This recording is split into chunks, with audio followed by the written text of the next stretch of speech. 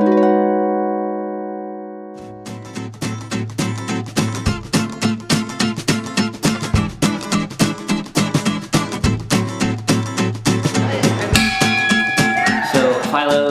dates back to 1802, but we ran through like a brief, or I guess maybe not so brief, fallow period in which we didn't exist, and then we were refounded 29 years ago. And I think the second year of our like re-existence, they started the Joyce Kilmer Bad Poetry Contest. Joyce Kilmer is famous for trees, but he's also famous because he and a couple of his friends created this poetry persona to like basically write this like really awful verse.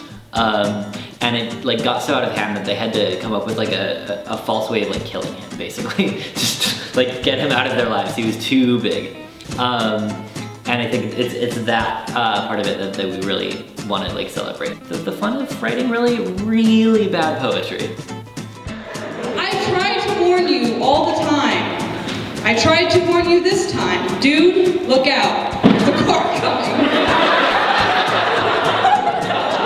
Unfortunately, I was so busy composing this rhyme that I said it half an hour too late. It's not my fault.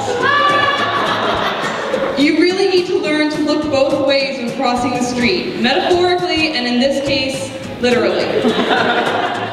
Well, the one that won last year was a full-length spoof of The Raven by Poe, but set, it was called #Twitter. So it's like set on Twitter. It has like the main character like is basically interacting with a spam bot. So there was that. My poem, I like mashed. Another great poem was like, there's a, look out, there's someone behind you with a gun, let me warn you with this poem was its title.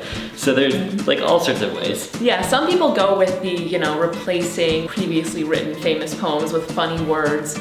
Some people just write really bad poetry, and then some people just, like Robbie, just work with things that are already written and mash them up in interesting ways. I don't write any poetry except bad poetry, mostly because it's easier not to have to worry about trying to make something good. If you do a bad poem, you do it badly, you still end up succeeding. Whereas if you do a good poem and do it badly, then everyone makes fun of you. You're cracked.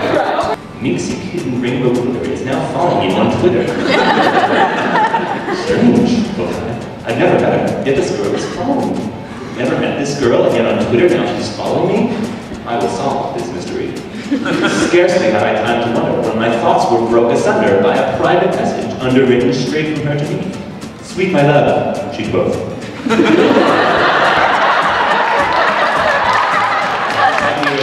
Tremble not at what thou hearest, for the fears which touch me nearest must I needs unfold to thee. Thou alone canst save me, love, from dangers yet unknown to thee, if thou listen patiently. At Columbia, I know a lot of people, it's like the only Philo thing that they go to, because they're not interested in necessarily joining, but they do want to come, like, enjoy this. We have a very distinctive sense of humor in the Philolexian Society, and the Bad Poetry Contest really gives people an outlet for that, so it's a lot of fun.